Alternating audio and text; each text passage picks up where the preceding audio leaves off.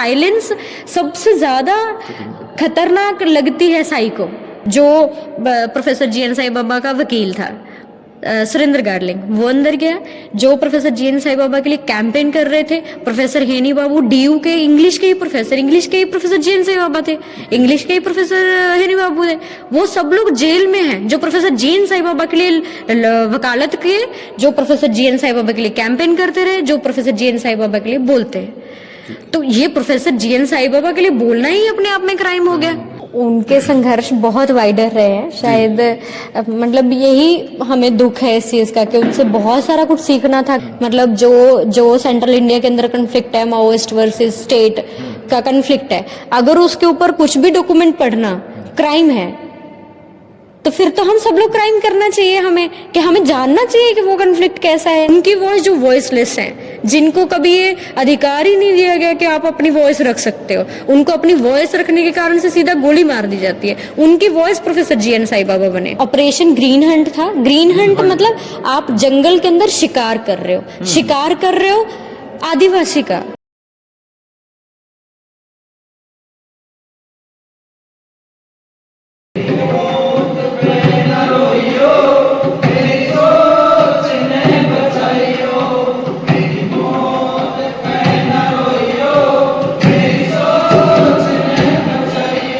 नमस्कार, वह मिर्ची से मैं प्रशांत।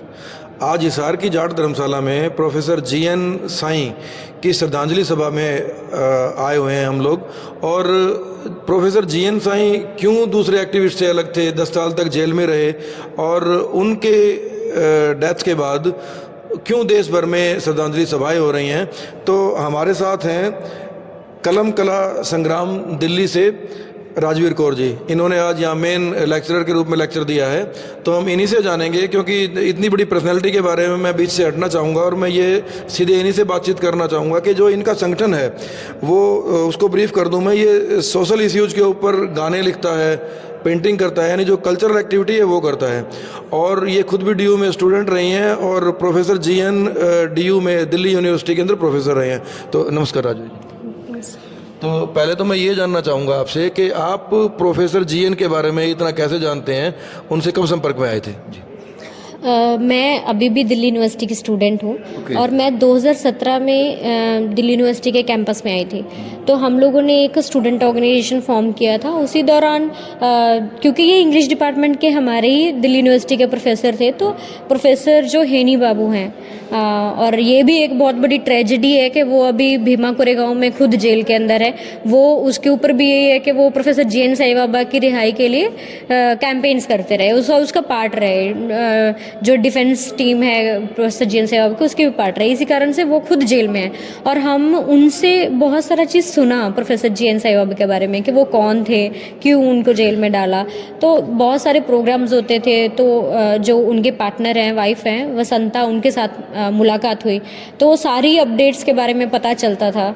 और उनकी जो राइटिंग्स हैं, लेटर्स आते थे, स्टूडेंट के नाम पे लेटर आते थे, टीचर्स कोलीग्स के नाम पे लेटर्स आते थे, वसंता के नाम पे लेटर आते थे। तो वो हम पढ़ते थे और उसी से मतलब हम लोगों को वो स्पिरिट, मतलब जो एक उस स्पिरिट वाले जो जीएन साई बाबा से हम इंट्रोड्यूस हुए। और हम बहुत ही मतलब उनसे इंस्पायर्ड है। जितने स्टूडेंट्स हैं जो अभी भी जुड़े हुए हैं इस इशू से, और वसंता से, और जो जितने भी मतलब पॉलिटिकल प्रिजनर्स को लेके भी बात कर रहे हैं, तो वो मतलब उनसे उनकी स्पिरिट से इंस्पायर होके ही हम कर रहे हैं काम भी। तो आपकी बातचीत से पता लग रहा है कि प्रोफेसर जीएन साई कुछ अलग थे, जब भी उनकी स्पिरिट से आप मिलकर काम कर रहे हैं। तो मैं आपसे बेसिकली जानना चाहूँ कि इनकी हिस्ट्री के बारे में, ब्रीफ हिस्ट्री के बारे में, कि प्रोफेसर जीएन साई कौन थे, कहाँ से थे, और उनकी फैमिली के बारे में तो थोड़ा वो बताइए आप। वैसे मतलब एक बाइट में बोलना बहुत बड़ा सवाल है मेरे लिए, बहुत वाइडर है। और क्योंकि उनकी बहुत ज़्यादा स्ट्रगल रही हैं। तेलंगाना मूवमेंट में वो रहे, तेलंगाना सेपरेट मूवमेंट में, डेमोक्रेटिक तेलंगाना की डिमांड को लेके। और उसमें बहुत सारे जो लोग हैं वो सीएम भी बन गए उनके साथ काम करके, लेकिन उन्होंने कंप्रोमाइज़ नहीं किया। वो रूलिंग पार्टीज़ के साथ कभी कंप्रोमाइज़ नहीं गए, वो हमेशा लोगों के साइड खड़े रहे। और इसी चीज़ का जो यही क्राइम है जो साई ने किया, जिसके कारण से उनको 10 साल जेल के अंदर रहना पड़ा। 90% डिसेबल मतलब बहुत सारे लोग इस चीज़ के इस तरीके से प्रेजेंट करते हैं कि वो बहुत ही हमदर्दी के साथ देखते हैं, वो बेचारा है ऐसा देख सकते हैं। लेकिन मतलब हमारे लिए वो बहुत एक स्ट्रॉन्ग और बोल्ड पर्सनैलिटी है, जिन्होंने कभी कॉम्प्रोमाइज़ नहीं किया, कभी सरेंडर नहीं किया स्टेट के सामने, उन्होंने सर नहीं झुकाया। उन्होंने हमेशा बोला कि आप बताओ कि हम कहाँ गलत हैं, आप क्या किलिंग्स नहीं हो रही, क्या आदिवासी की किलिंग्स नहीं हो रही, क्या उनके रेप नहीं हो रहे। ऑपरेशन समाधान प्रहार जो अभी ऑपरेशन ग्रीन हंट के पे उन्होंने लगातार लड़ी। उन्होंने एक फोरम बनाया, forum against war on people. क्या नाम बताया ऑपरेशन का? ऑपरेशन ग्रीन हंट था। ग्रीन हंट मतलब आप जंगल के अंदर शिकार कर रहे हो आदिवासी का। इस देश के जो जनता है, इस देश के मतलब जो डेमोक्रेसी में बोलते हैं ना, डेमोक्रेसी बाय पीपल, हाँ, तो वो तो वही पीपल है जिनकी गवर्नमेंट है, जिनके लिए है ना, और जिनके द्वारा है सब चीज़ है। तो उनको क्यों मारा जा रहा है, ये question professor GN Sai Baba ने उठाया कि विच हंटिंग क्यों जंगल के अंदर, क्योंकि वो क्वेश्चन कर रहे हैं कि आप हमारी ज़मीनों से हमें बेदखल मत करो। तो फिर गवर्नमेंट किस लिए है, गवर्नमेंट किस चीज़ के लिए, डेवलपमेंट किस, जो आप इतना बड़ा आडंबर रच रहे हो कि ये डेवलपमेंट है, ये हम मतलब बहुत मॉडर्न इंडिया बन जाएगा, एक बहुत मतलब जिस पे हम सपनों में देख सकते हैं, लेकिन रियलिटी में वो विनाश है लोगों का, ये उन्होंने सीधा बोला। और कॉरपोरेट कंपनीज मतलब जहाँ पे ये FIR लॉन्च हुई 2013 में, जब उन पे रेड हुई उसमें ये बनाया गया कि कोई अहेरी में, गढ़चिरौली में एक छोटा सा एरिया है, वहाँ से कुछ सामान चोरी हुआ है और वो दिल्ली यूनिवर्सिटी के प्रोफेसर के घर पे होगा। वहाँ से मतलब महाराष्ट्र से पुलिस आती है उनके घर पे रेड मारने के लिए। झूठ, बहुत बड़ा झूठ था ये। दिल्ली यूनिवर्सिटी का प्रोफेसर अहेरी में चोरी करने जाएगा क्या? 90% डिसेबल पर्सन, उसको इसीलिए टारगेट किया गया क्योंकि वो बहुत बोल्ड वॉइस है। मतलब उनकी वॉइस जो वॉइसलेस हैं, जिनको कभी ये अधिकार ही नहीं दिया गया कि आप अपनी वॉइस रख सकते हो, उनको अपनी वॉइस रखने के कारण से सीधा गोली मार दी जाती है। उनकी voice professor GN Sai Baba बने। तो एक तरह से शुरू में मतलब इनके पूरी फैमिली रेवोल्यूशनरी रही है, इसके मदर रेवोल्यूशनरी रहे, इसके सिस्टर को इनकाउंटर कर दिया गया 2001 के अंदर। और किस मामले में? मतलब वो आर्म्ड स्ट्रगल में थे। तो उनको तेलंगाना के अंदर इनकाउंटर किया गया। और ये सारे फेक इनकाउंटर के बारे में तो प्रोफेसर साई बाबा बात कर रहे थे कि अगर मतलब हालांकि गन्स के साथ तो अलग बात है, लेकिन आम जनता को मारा जा रहा है। अभी पीछे न्यूज़ आई, जब साई तो जेल में है, लेकिन न्यूज़ आती है कि 6 महीने के छोटे बच्चे को गोली मार दी सर में। तो क्या वो माओइस्ट है? अगर माओइस्ट है, वो बम रखता है क्या? वो क्या गन रखता है क्या? बंदूक है क्या उसके पास? उसी तरह से उसकी मदर ने भी, मतलब साई की मदर लगातार इस एस्पिरेशन में रहेगी कि मैं अपने बेटे से मिल पाऊँ। तो उन्होंने, वसंता उनके वाइफ हैं, वो वुमेन्स के लिए लगातार, वुमेन्स राइट के लिए या जो स्टेट रिप्रेशन के खिलाफ, हर तरीके के स्टेट रिप्रेशन के खिलाफ जो इंडिया के अंदर हो रहा है उसके खिलाफ खड़े रहे। वो तेलंगाना के अंदर भी महिला आंदोलन के अंदर रहे। और ये फैमिली है, और ये फैमिली हमारे लिए एक आइडियल फैमिली होनी चाहिए कि ऐसा होना चाहिए। अगर इंसान होना चाहिए तो उन वैल्यूज़ के साथ होना चाहिए जो प्रोफेसर जीएन साई बाबा ने जिसको डिफेंड किया, कि ऐसा होना चाहिए इंसान जो जनता के लिए दर्द रखे अपने दिल के अंदर। उसका ब्रेन ऐसा होना चाहिए जो सोचे दुनिया के बारे में, जनता के बारे में, कि क्या हो रहा है आसपास, ना कि सिर्फ अपने घर में अपनी बेटी के लिए उसको पढ़ाना है, या फिर मुझे सिर्फ जॉब करनी है, मुझे सिर्फ पैसा कमाना है। और मुझे मतलब मैं इसमें कोई दो राय नहीं है। जो हमारे प्रोफेसर्स हैं, ज़्यादातर प्रोफेसर्स किस तरीके से भर्ती हो रहे हैं, वो पूरा संघी लोग हैं। और उनको क्या लेना है? उनको कोई लेना देना नहीं है जनता से, ना उनको ये लेना देना है कि हम स्टूडेंट को क्या बना रहे हैं। उनको सिर्फ अपने मुनाफे से मतलब है, और बिल्कुल करप्ट जो प्रोफेसर है। लेकिन उनको ऐसे प्रोफेसर से खतरा है जो पैशनेट है, जिसके लिए एजुकेशन सिर्फ बुक नहीं है जो सिलेबस के अंदर लगा दी गई, उसके लिए एजुकेशन पूरा दुनिया एक अपने कलावे में होना चाहिए। एजुकेशन ऐसी होनी चाहिए जो स्टूडेंट को सिखाए कि कैसे देखना है समाज की प्रॉब्लम को, उसके रास्ते को कैसे देखना है। तो ये थे उनका एजुकेशन का जो मतलब उस फिलॉसफी भी उसके पीछे है। आपसे बातचीत करके दो तीन बातें निकल के आई हैं मोटे तौर पे कि एक तो उनकी पूरी फैमिली ही स्ट्रगलर फैमिली रही है, दूसरी बात ये है कि वो 90% डिसेबल थे, पैरों से नहीं चल पाते थे, तीसरी बात ये निकल के आई कि क्या उनके ऊपर केवल चोरी का एक केस था, इसी केस के अंदर 10 साल अंदर रह गए वो। शुरू में ये अहेरी में जो एफआईआर दर्ज हुई मतलब चोरी का कोई केस उसमें, लेकिन ये सारा फेक था। और अगर हम लोग प्रोफेसर जीएन साईं बाबा के केस को पूरी तरह से एनालिसिस करेंगे तो बहुत सारा चीज़ इलीगल हुआ। जैसे उसमें चोरी के इल्ज़ाम में वो सारा सामान उनका लेके गए, लेकिन किसी मतलब उसको प्रॉपर पैक करना होता है सारा वो एविडेंसेस कि उसमें छेड़छाड़ ना हो मतलब कॉम्प्रोमाइज़ ना हो, लेकिन वो कुछ नहीं किया गया। लेकिन उसके बाद उनके ऊपर केस डाला गया कि ये माओइस्ट जो है माओइस्ट के साथ एफिलिएटेड है, और आरएसएफ था रेवोल्यूशनरी स्टूडेंट फोरम करके, उसको ये बोला गया कि ये बैन ऑर्गेनाइजेशन है, ये माओइस्ट फ्रंटल ऑर्गेनाइजेशन है और ये इसके साथ कनेक्टेड है। तो उन्होंने प्रोफेसर जीएन साईं बाबा ने लगातार ये बोला कि हम लोग डेमोक्रेटिक मतलब वॉइसेस के लिए या सोसाइटी के डेमोक्रेटाइजेशन के लिए आवाज़ उठाते हैं, और यही हमारा क्राइम है। तो जो आपने बताया कि जो उन पे आरोप लगे माओइस्ट के आरोप लगे, क्योंकि जो आप अभी तक बातचीत में मुझे समझा पा रहे हैं कि प्रोफेसर जीएन साईं जो है वो स्टेट की जो पीपल के अगेंस्ट क्रूएलिटी है उसके लिए आवाज़ उठा रहे थे, तो क्या एविडेंस पेश कर पाई पुलिस या जो भी एजेंसीज हैं 10 साल में उनके खिलाफ? क्योंकि पता लगा कि वो तो बरी हो गए केस से बरी हो गए थे ना, वो उनको सजा तो नहीं हुई है। केस से बरी हो गए, लेकिन ये अभी तक चलते ही जा रहा है। मतलब उनके उसमें सबूत के तौर पे क्या लिया, ये आपका सवाल है। तो उनके एविडेंस में बुक्स हैं जो कि पब्लिश्ड है, मतलब जो इंडिया के अंदर जो बहुत सारी पब्लिकेशंस हैं उनके द्वारा छपी हुई है, वो कोई बैन नहीं है। और अगर मैं ये बोल रही हूँ कि अगर वो कन्फ्लिक्ट पे बात कर रहे हैं, मतलब जो सेंट्रल इंडिया के अंदर कन्फ्लिक्ट है, माओइस्ट वर्सेस स्टेट का कन्फ्लिक्ट है, अगर उसके ऊपर कुछ भी डॉक्यूमेंट पढ़ना क्राइम है तो फिर तो हम सब लोग क्राइम करना चाहिए हमें, कि हमें जानना चाहिए कि वो कन्फ्लिक्ट कैसा है।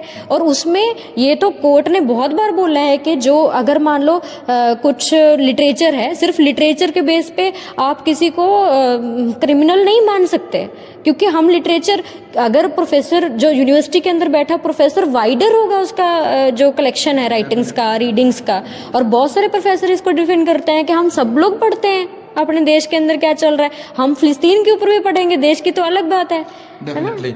तो बातचीत से पता लग रहा है कि प्रोफेसर बोलते थे उनका यही दोस्त था मोटे तौर पे।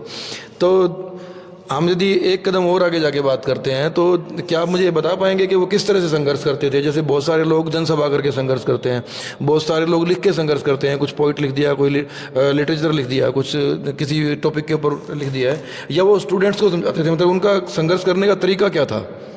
ऐसा कुछ उनके संघर्ष बहुत वाइडर रहे हैं शायद, मतलब यही हमें दुख है इस चीज़ का कि उनसे बहुत सारा कुछ सीखना था कि इतने बड़े लेवल पे उन्होंने कैंपेन को कैसे लीड किया।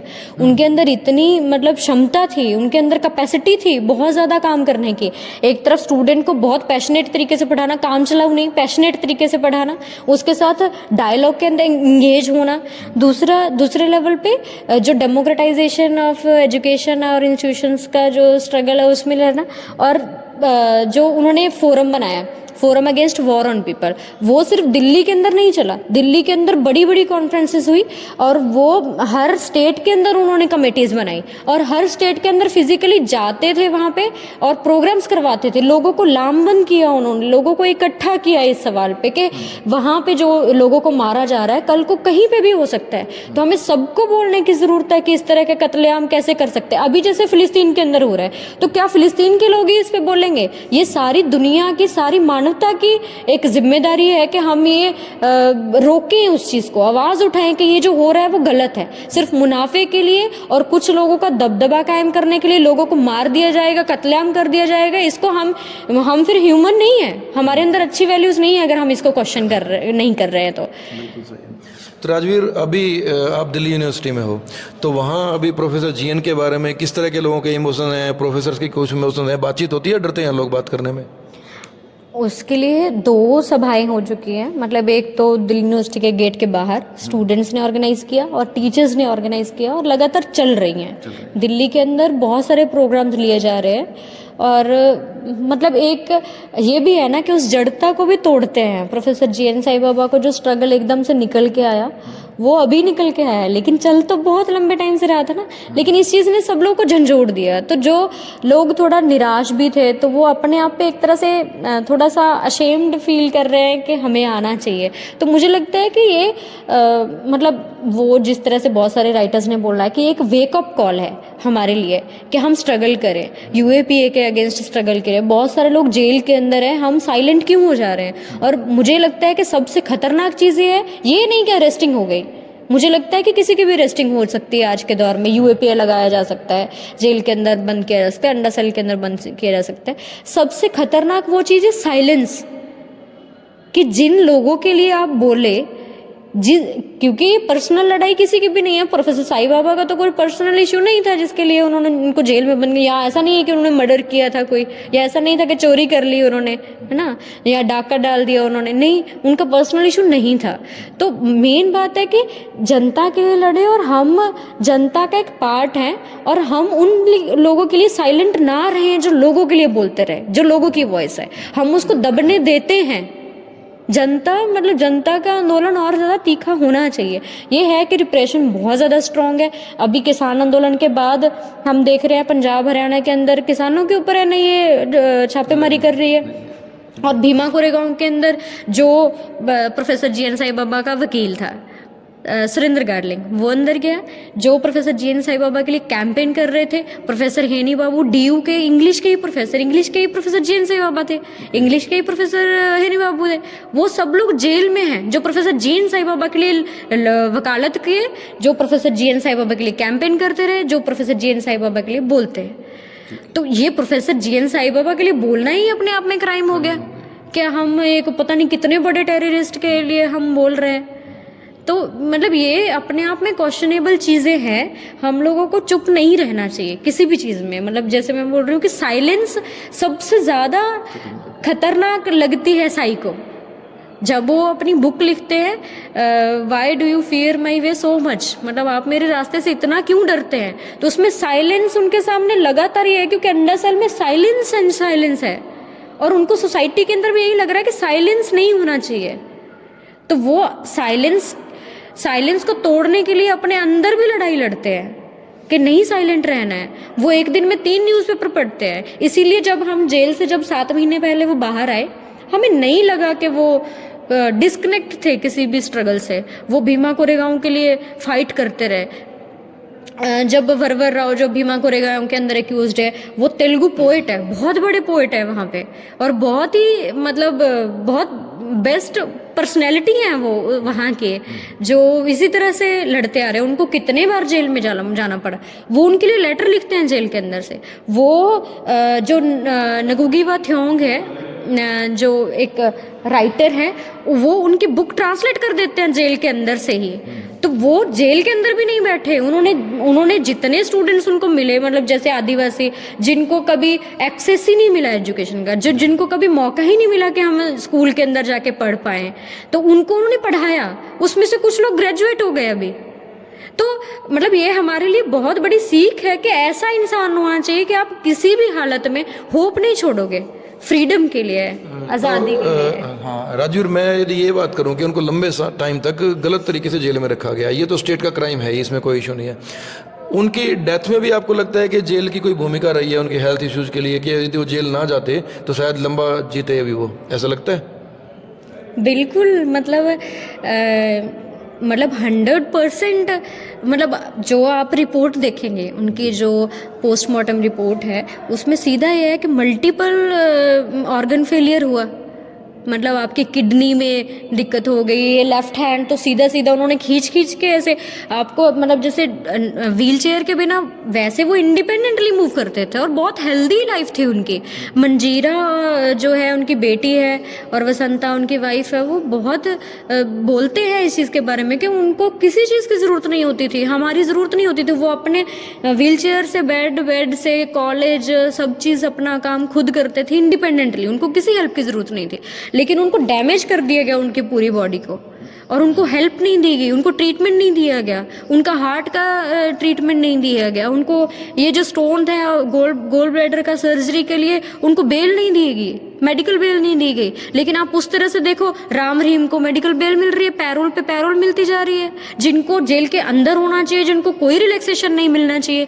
बहुत सारा जो दंगई हैं, आरएसएस लोगों को मरवाती है, गुजरात दंगे, जो रेपिस्ट है ना, मुजफ्फरनगर जो कांड के दोषी हैं, उनको पूरी लड्डू बांटे जा रहे हैं उनको छोड़ने के लिए। लेकिन हमारे प्रोफेसर, हमें पता है डीयू के प्रोफेसर है वो, ठीक है, और मतलब वो लड़ाई लड़े लोगों के लिए, वो लोगों के नेता हैं, वो हमारे लिए आदर्श होने चाहिए। अब हम सिर्फ भगत सिंह की क्यों बात करें, हम जो आज लड़ रहे हैं लोग, आज हमारे सामने शहीद हो रहे हैं हमारे सामने, हम उनकी क्यों नहीं बात करें। अच्छा, ये जेल से छूटने के बाद क्या रिटायरमेंट की एज हो गई थी उनकी, मतलब दोबारा कॉलेज नहीं आए, यूनिवर्सिटी नहीं आए वो? असल में जब उनका 2017 में कन्विक्ट हुए, जब जो केस उनके ऊपर चल रहा था, तो उसमें उम्र कैद की सज़ा दे दी गई उनको। अच्छा। और वो भी सॉलिटरी कन्फाइनमेंट, मतलब अंडा सेल के अंदर ही उनको रहना है, जेल के अंदर भी जेल में डाल दिया, क्योंकि वो डेंजरस माइंड है ना वो अपने आप में, तो वो बाकी लोगों से बात करेंगे तो वो भी डेंजरस हो जाएंगे, वो सोचने लगेंगे, सवाल करने लगेंगे, उनको लगेगा कि स्ट्रगल करना चाहिए, बोलना चाहिए। तो उनको मतलब 2017 में जब उनको कन्विक्शन हुआ, उसके बाद से मतलब दिल्ली यूनिवर्सिटी का जो बहुत संघी, मतलब आरएसएस पूरा है अथॉरिटी, और उन्होंने फिर मतलब कुछ साल बाद ही उनको टर्मिनेट कर दिया जॉब से। पहले उनका जब कन्विक्ट हुए जेल में थे, तो उनका जो हाफ सैलरी थी वो उनकी फैमिली को मिल रही थी, वसंता को मिल रही थी।